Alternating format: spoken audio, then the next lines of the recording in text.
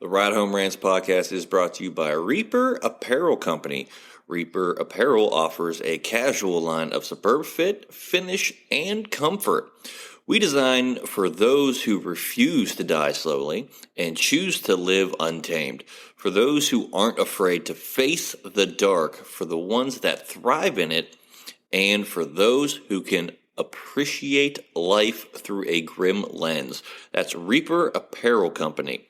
Go to the link in the description of this episode, use the promo code Mike Bono, and get 10% off.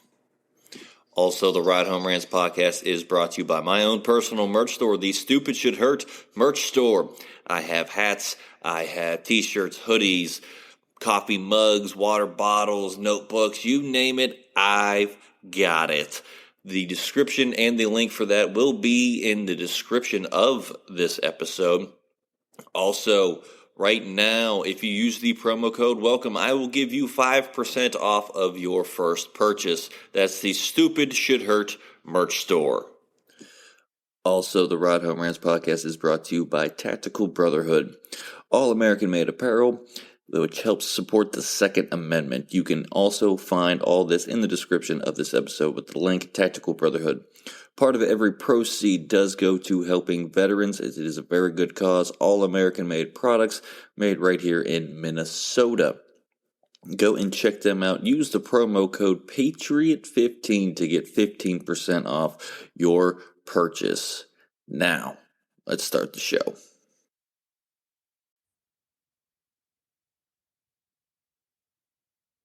Welcome, everybody, to another episode of the Ride Home Rants podcast. This is, as always, your host, Mike Bono.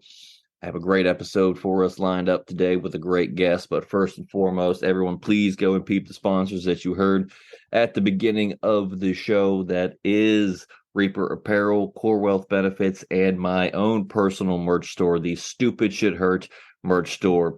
You can find all of those links in the description of this episode, but we did just pick up a new sponsor that I have not had time to pre-record into the beginning of this, and that is Tactical Brotherhood.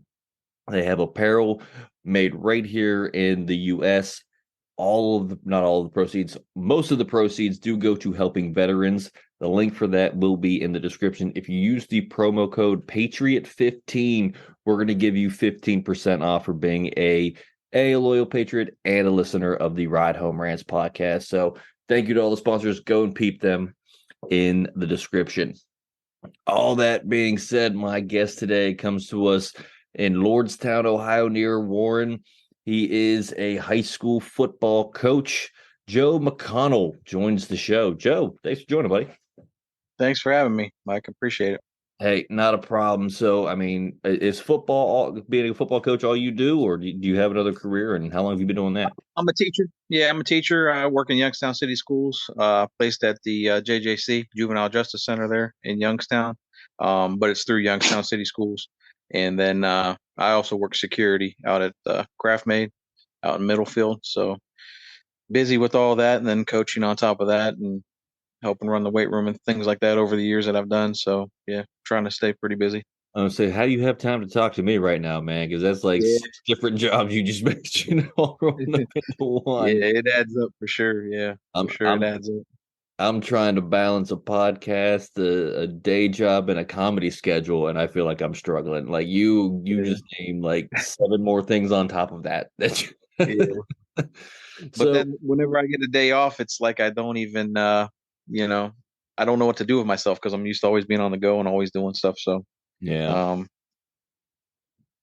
I get that. I really don't get days off much. Like people at my day job, they always come, "Oh, what did you do on your day off?" I'm just like, I don't know what a day off is. I take Christmas and Eve and day off. That's about the extent of my days off throughout the year. So I'm always going, and they're like, "Why?" I'm like, I like to stay busy. I don't know what to do with myself on a day. Like it's a paid holiday right now for me today. Like I'm supposed to be at work today when we're recording this, and I'm not. And now it's like, okay, I don't know what to do because I was planning on being at work today. Now it's like another day off, and I'm just like, I'm so confused. My wife's not here, so she can't tell me what to do. So, you know what I mean?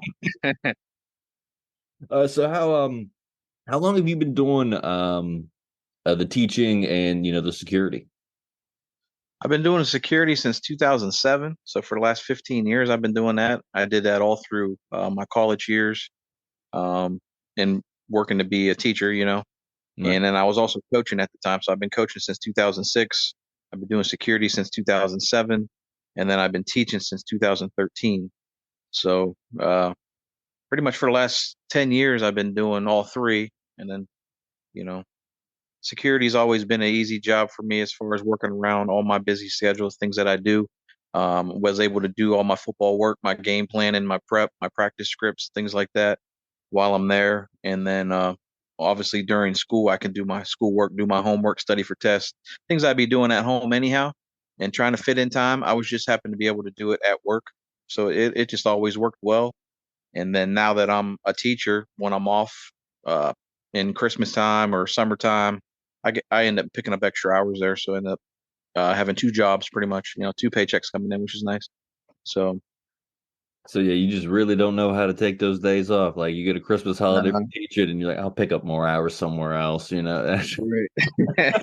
And they usually know that too because they know I'm off, and then they'll give me a call or text and say, "Hey, can you pick up? Can you work so and so called off?" Or we're short staff. So I've just always kept it. I don't blame you. I like to stay busy. I do so much. Like my wife even is just like, do you have an off switch? I'm like, I haven't found it in 33 years. So if you could find it, that'd be great. But hey, I don't have it. I haven't found one yet. Right. Yep. Um, Just keep busy, man.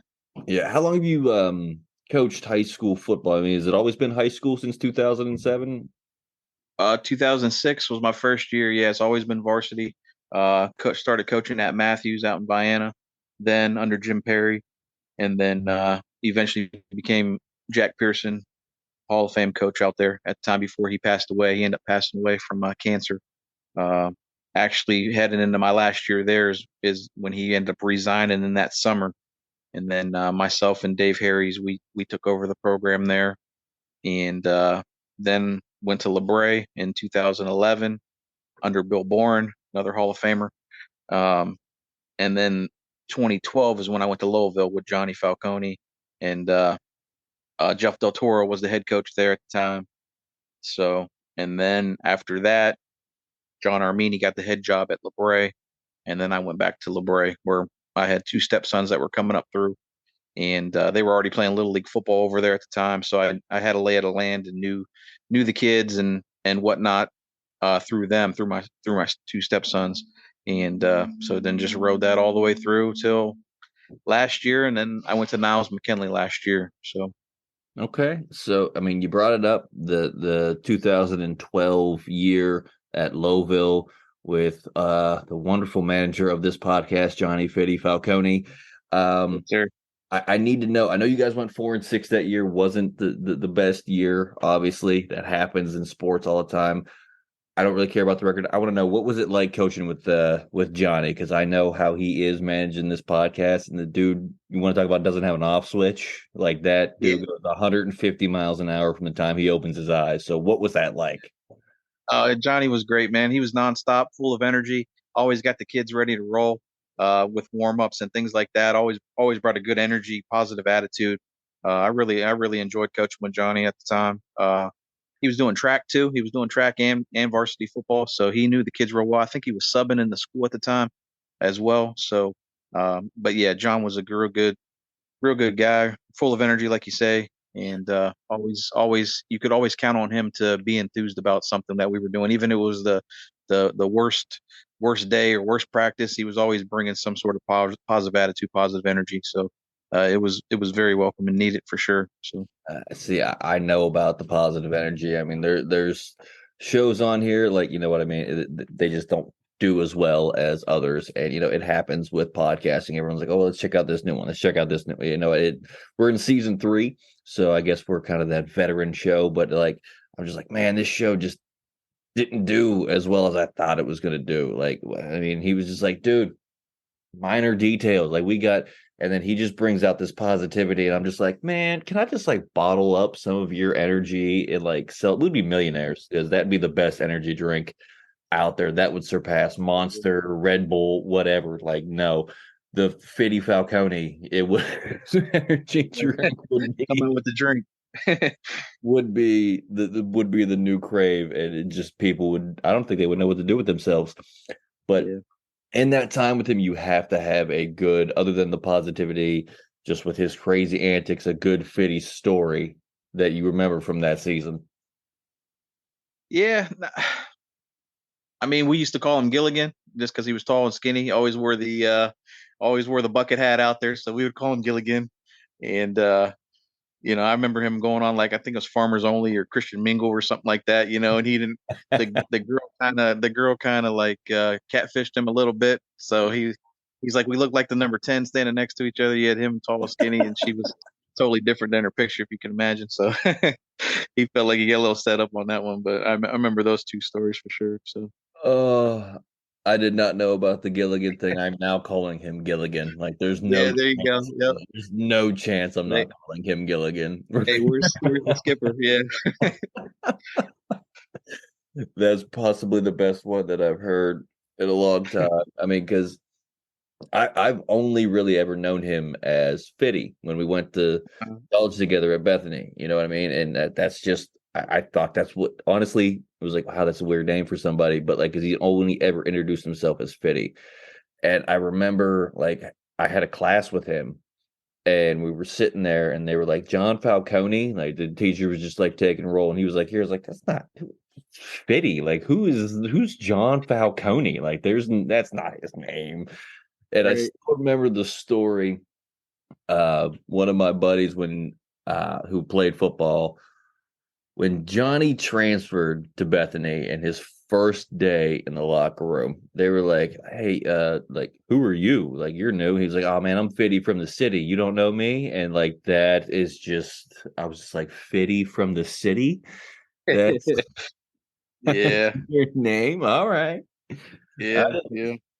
But so yeah, from there on out, like he's always been Johnny Fitty Falcone to me, or Fitty from the city. But now Gilligan, I like to switch it There up you now. go. He's for Gotta sure. have him put the bucket hat on, and there you go. I'm sure he'll be obliged to do that, knowing him.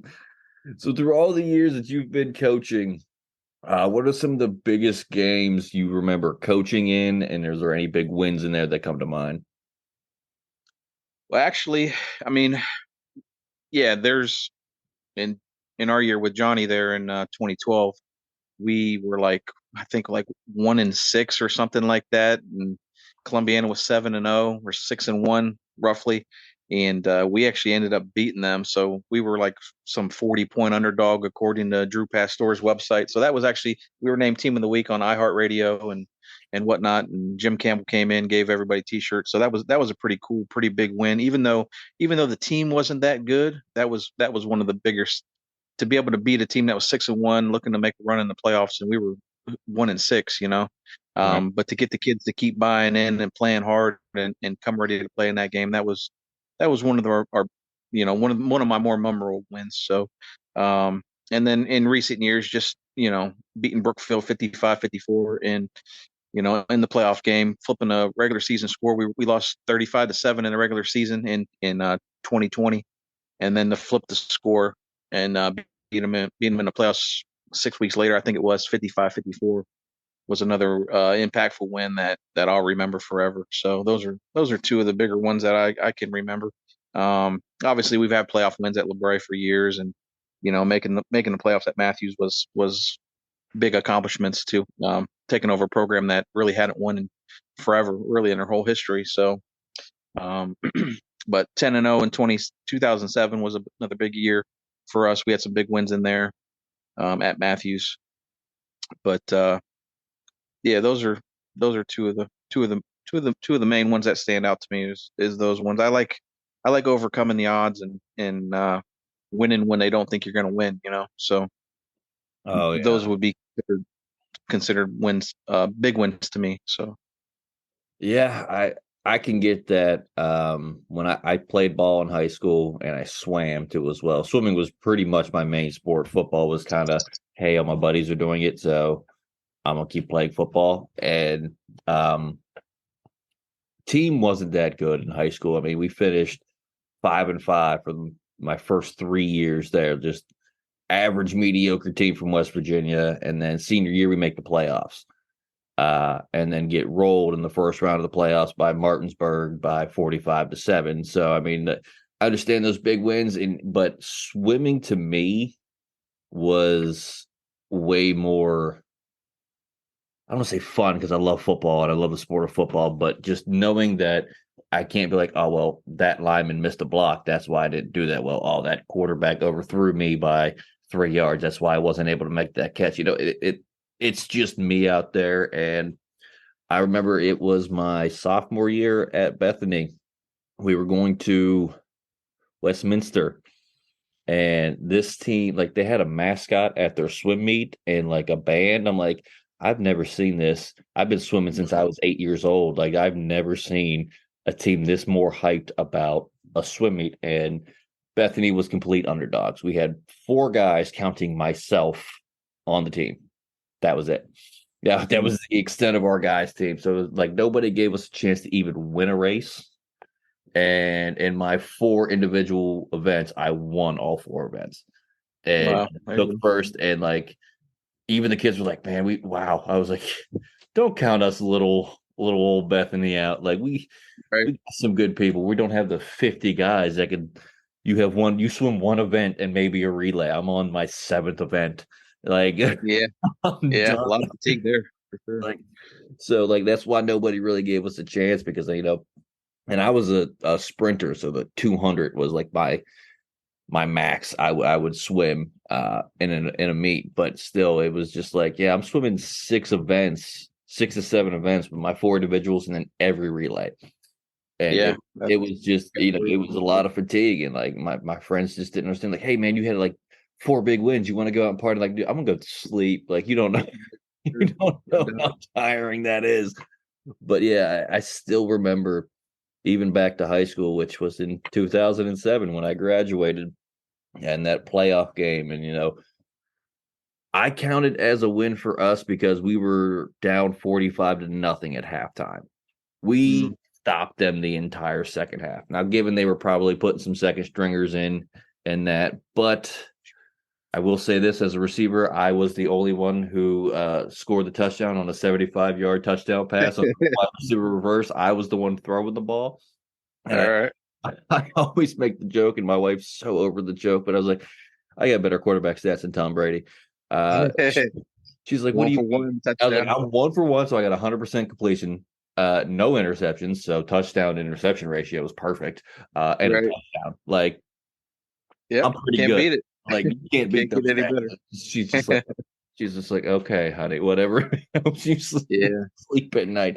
Just shows you the mental toughness part of it, to continue to battle and continue to compete, no matter how many guys you got on the squad or how Yep. many odds are against you. You just go to work. That's kind of what I do with teaching and coaching and working security. You just go to work. You don't make excuses. You just get in the right mindset and you just go to work. So, and that's you having 4 members on the squad and having to do all these different events and stuff, and you can feel sorry for yourself, or you can go out there and go to work and compete, and that's what you did. So, Yeah. yeah, credit to you for that. Yeah, that was kind of the point I was going to get to on that little rant there that I just went on about that, the 7 events and all that. But yeah, I could have been like, "Oh, I'm not doing that. I'll take this event off. I'll do this. I won't give it my all." No, like, why would I do that? Like, now I've had some players like that in the past that maybe people were like, "Oh, hey, man, you don't want to have him on your team. He's not going to be what you think he's going to be, blah, blah, blah." And like, so I know you've had a couple of players that went on to the next level, D1 all the way down to D3. So take me through some of the players and, did you know like right away, like, that guy's going to the next level, or were there some that you kind of had to coach up a little bit and you were happy to see them move on to the next level? Yeah, there's two that come to mind. Like having a thought that they could play there would be Andrew Cree, who went to Ohio University, and Kevon Harris. Those guys were physically developed and mature at a younger age. They kind of stood out amongst their peers: 6'3", 6'2", 210, 215, 220, and fast and can run, and they were physically built. So those are 2 guys that stood out. Kevon ended up going to Ohio University too. Um, And then two of the other ones that kind of stand out are Tariq Drake, who he's was like a seventh year senior this year at OU. He was there longer than some of his coaches, but he played safety for him the last 2 or 3 years. He was all MAC for him, like I want to say second or third team all MAC for him.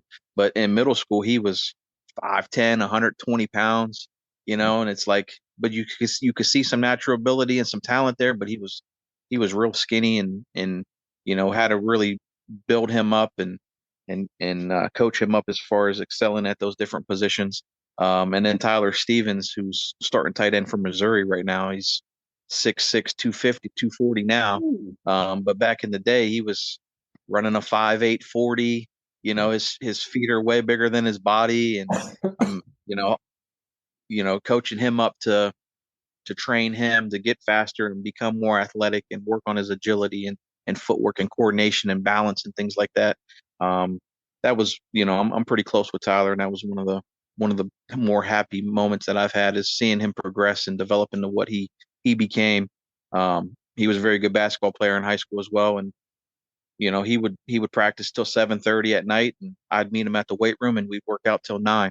And there was days where he didn't want to do it, and would rather go home like most kids. But his dad played for Kent State and played with the Browns in training camp, and he played a big part in molding him and motivating him to work, and see the progress that you're making. So, and to see what he's become now. He scored a touchdown against Georgia earlier this year Yeah. in their game, playing the number one team in the country.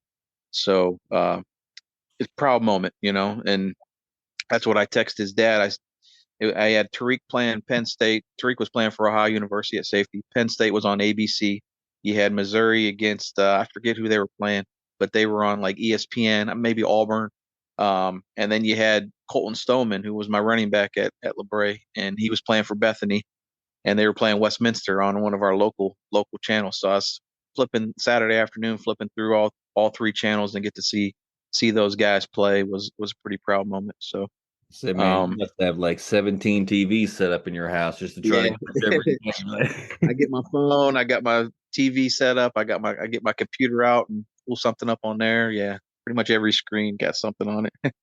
That's pretty cool that you still keep up with your players and everything like that, and to be able to, text their dads in a big moment. I mean, I had good coaches, not to that level, I don't think. But like you said, we'd go to practice till 7, and then he was in the weight room, till Yep.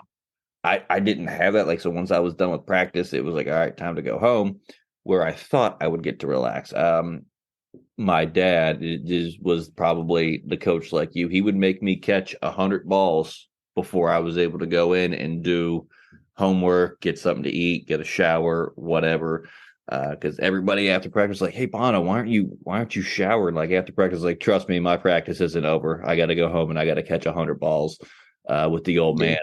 man before I'm allowed to do anything, and that includes shower. So I'm not going to shower, go back, do another practice, and no, I'm just stay dirty and Yeah. get All some. those extra reps. All those extra reps pay off, man. When you can get that much further ahead of your competition or who you're going against, or get that much better in your craft and what you're doing, it really does pay off. And I know those guys will text me and thank me and appreciate it now. And back then you were wanting to get out of it, but now that you're playing in the SEC, you're playing in the MAC, or Aiden Stevens is Tyler's younger brother. He's playing at Yale right now as a receiver, and to see when you see the results, then it makes you want to do it even more. And that's what those guys ended up seeing. They saw the results on the field, and it helped them buy in even more. So we would, just push them even harder. So, and they always had good attitude and good work ethic, and really proud of those guys and what they've been doing and still are doing. So And it's coaches like you that they'll have that to go on if they don't go to the NFL or anything like that. They'll have that work ethic and that experience that you gave them that they didn't think they were going to appreciate till now. You, like you said, playing in the SEC, you're playing in the MAC, you're playing on the big stage in college football now, and you can look back now. I thought it was crazy that I just had a 3-hour practice. Now I got to go back home and catch another 100 balls. Wow, I'm a stupid 16-year-old kid. You know what I mean? Like, I just want to get my shower, eat something, do my homework, and play a little video games before I got to go to bed. Like, no, like that wasn't really an option. And, looking back now, had I gone further, it would have in football, it would have been, worth it. He did the same thing for swimming with me too. I was at Bethany. I missed a turn on my 100 backstroke. Completely miscounted my strokes from the flags, missed a turn, lost the race. My dad stayed after and was like, "All right, you better get back in the pool. We're going to do some more turns." Even my coach was like, what's going on?" I was like, "This is what happens. Like, I got to do some more turns. You might want to leave a lane up because I'm going to be here for a little while afterwards with the old man, if that's all right." But yeah, Yeah. he made me do more turns until I had it down perfect. And you know what? It got me to my conference championships in swimming in the PAC. You know what I mean? So I was one of the top ranked guys. Had it not been for an injury that happened during the championships, I probably would have placed and medaled a lot more. But you know what? Looking back at it, when you're in that moment, you're like, God, I don't know what I just don't want to do this. That's when you gotta get into the gym. You gotta put that extra work in. It'll pay off a whole lot more when you don't want to do it than when you do want to do it. Yes, sir. For sure. No doubt about it. And then translating it to other parts of your life, once you instill that work ethic in you and that mindset in you, it's everything you do, where you do it better. If you didn't do it well enough, you want to try it again or do it better or learn how to do it better or, study it, things like that. So it just never leaves you and it just does so much for you when you, are able to establish that type of work ethic and that type of attitude. So, Yeah, I mean, I'm working in a warehouse right now, and people just look at me and they're like, "Man, do you stop?" I was like, "Look, I'm on their time. They're paying me to be here, and I have one speed when I'm here, and it's called work. Like, I'm here to work. Like that. right. We got a lot of shit we got to get done, and sitting around getting some water isn't going to get it done. Let's just get this done, then we can. We Get got it done, get it done. we got 2 half-hour breaks in this 10-hour shift. Let's just work until it's time for break. That's what I do." And they're just like, "Oh, never seen anyone come in and work like you do." It's like, I got one speed, man. It's called work. Yeah. The mind makes the body do what it wants to do, so it's just your mindset. Absolutely. So I want to get into this because you brought it up, the college football and everything. What did you think of the college football playoff games? And that includes the national championship game, because I got some thoughts, especially on the national championship, but I want to hear from you. What did you think of the college football playoff this year? Yeah, I mean, obviously you had two exciting semifinal games there, Ohio State and Georgia, and then Michigan and TCU back and forth. Really no defense in the TCU Michigan game. I was watching, I think, in the third quarter where they scored, 40, 50 some points combined between the two teams, which was crazy. Back and forth touchdown. Um, but I had a feeling TCU wasn't going to have anything for Georgia, obviously. So 65-7 was pretty shocking for it to be that big of a blowout, though. Figure maybe they would be a little bit more competitive, but they're just it just shows you the different level that Georgia's on compared to the rest of the country. When you can Yeah. have as many first round draft picks that they've had last year, and then to come back and win a national title again by 65-7. Obviously, Ohio State's kicking themselves in the butt for blowing that 10-point lead in the fourth quarter there. So I had visions of the Browns and the Jets game from early on in the year because the Browns were up Oh, yeah. 30-17 and they blew a coverage, wide open receiver for a touchdown, one play touchdown, and then that's exactly what they needed to get right back in it. And obviously the DB for Ohio State didn't blow the coverage; he just slipped and fell down there, got shook out of his shoes a little bit, and but still it was the same type of scenario, one play touchdown, and then all of a sudden they're back in the game, and here we go. So. Yeah. Um, The but cover the one, cover two, whatever, looked like they were in some sort of press man there with really no safety help over the top. And obviously, the defensive coordinators getting beat up for those type of decisions when yeah, that's always on it doesn't go them. your way. So, But the semifinals, I was glued to the TV. I was they were exciting games, back and forth games. You didn't really know who was going to come out the winner. Exciting football, and then you get to the championship game, and the SEC versus the Big 12.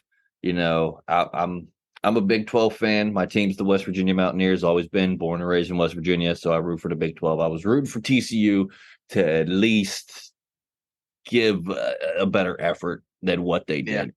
I'm not saying the kids didn't go out and try or anything like that, but that just shows you the different level of the SEC versus the Big 12, and that gap in TCU looked like especially at they the didn't top. even want to be there.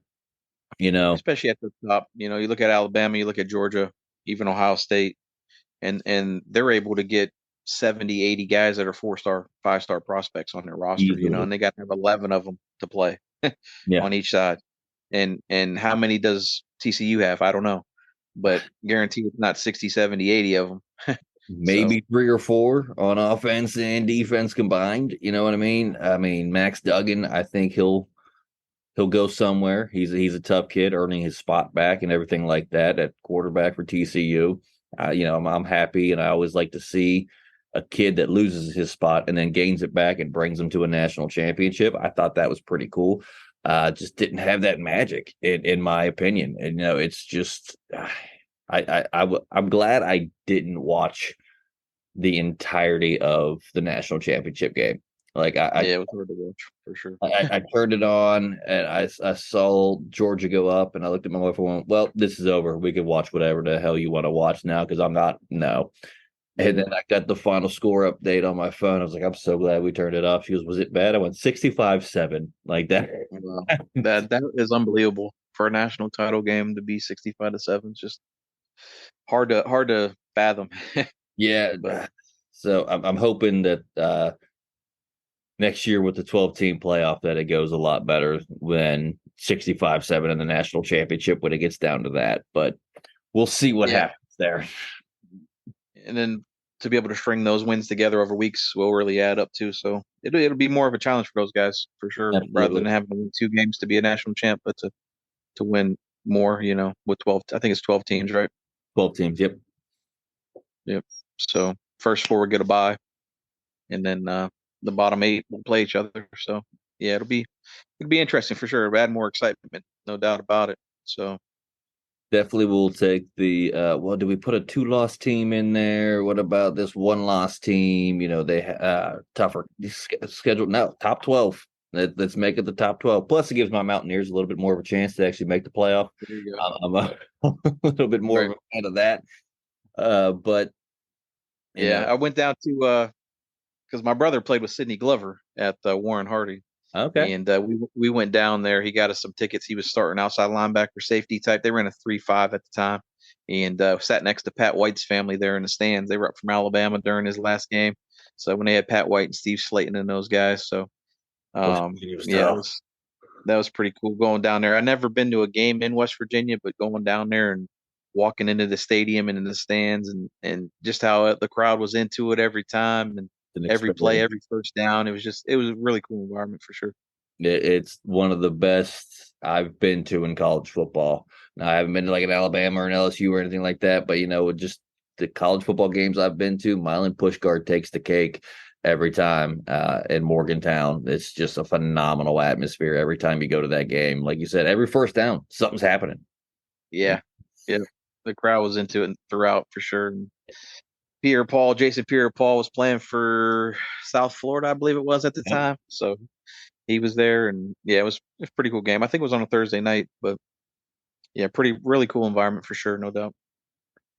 Definitely. I mean, hey, Joe, I could probably sit here and talk football with you all day long, but we are running down near the end of the episode. But I do got to get this last segment in here. And if you listen to the show before, you know it's coming, the Fast 55. 5 random questions from the wonderful manager of the podcast, Johnny Fitty Falcone.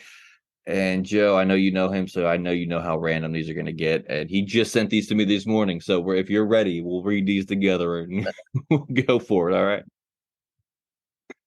All right. Question number 1.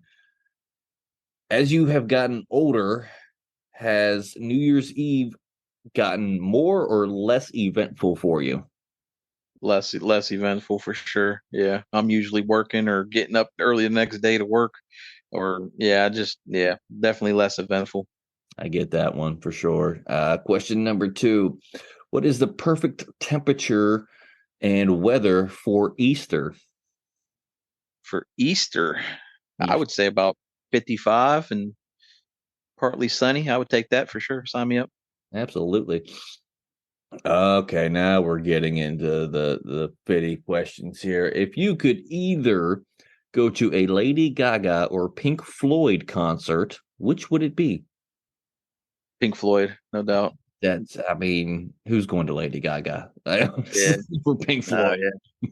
Grew up on classic rock with my dad, Mhm. listening to 93.3 The Wolf on the way to football practice and hearing all them old school rock and roll songs. So definitely Pink Floyd. Absolutely. I'm in the same boat. Question number 4. If you could live in Canada or Switzerland, which one would you pick? Mm.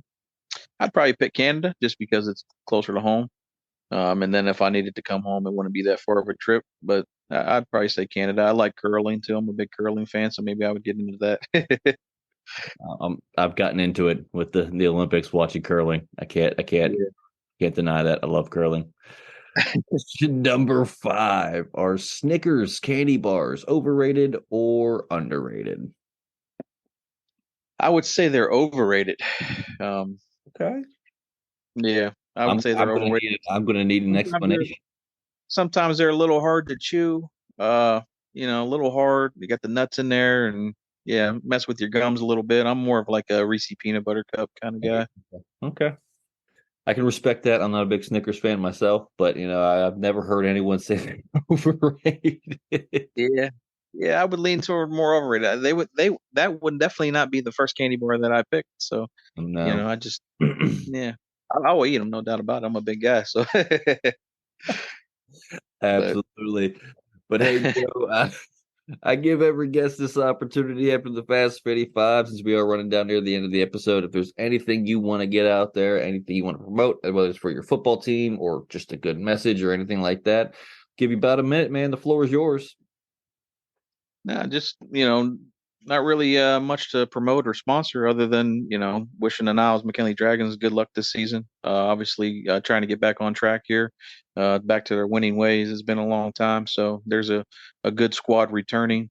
With Antoine Gardner and at running back and Anthony Budak at quarterback. So you got a lot of your skill kids back, and good, really good coaching staff in place, I believe, and good support system there from the football moms and the Gridiron Club and giving those guys everything that they need to be successful. So I'm really hoping that this could be a year that they get back to their winning ways. It's been since 2012, I believe, since they've actually qualified for the playoffs, other than the COVID season when everybody made it. So hopefully this is the year that you can really break through and get to some consistent winning football at Niles because it's been a long time coming. Hey, I'll be definitely checking that out for sure. Uh, I do a lot of shows in Niles too as well. I have for comedy, so if I'm never down that way, I'll let you all know, and we'll get together and we'll have a night of laughs. How's that sound? Yeah, sounds good, Mike. I appreciate it. Hey, not a problem.